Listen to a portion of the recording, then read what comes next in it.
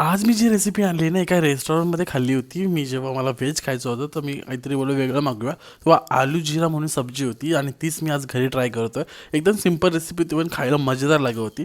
तर सुरुवातीला gas on केला आहे ऑब्व्हियसली. त्यावरती पॅन ठेवून थोडंसं ऑइल टाकतो. त्याच्यावरती आपल्याला आता जिरा टाकायचा आहे आणि जिरा टाकून त्यांनी त्यामध्ये कांदा नव्हता टाकलेला. मी कांदा टाकतोय कारण का मला थोडा चांगलं वाटेल. थोडंसं हिंग टाकलं आहे, कांदा चॉप करून टाकतोय. तो पूर्ण परतून घेतोय, मिक्स करून घेतोय. यामध्ये आपल्याला कढीपत्ता आणि चॉप केलेली मिरची ॲड करायची, तुम्हाला तेवढी तिखट हवी तेवढी. त्यानंतर याच्यामध्ये आपल्याला बटाटा ॲड करायचे. बटाटा मी सोलून घेतला होता आणि बारीक बारीक क्यूब करून घेतले होते. त्यामुळे थोडंसं मटरही ॲड करतोय मी. मटर त्यामध्ये नव्हती पण मी ॲड करतोय, मला आवडते म्हणून. मिक्स करून घेतोय.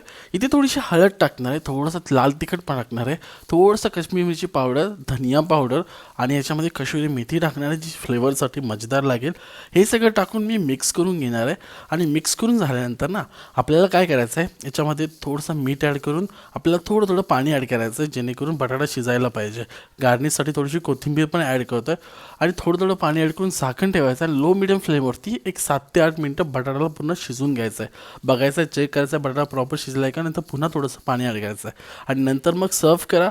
भाकरीसोबत, चपातीसोबत, कशाईसोबत काय एन्जॉय करा आणि एकदम टेस्टी लागते. रेसिपी सिम्पल आहे पण मजेदार आहे. व्हेज लोकांना खूप जास्त आवडेल. सो नक्की ट्राय करा आणि सबस्क्राईब करा.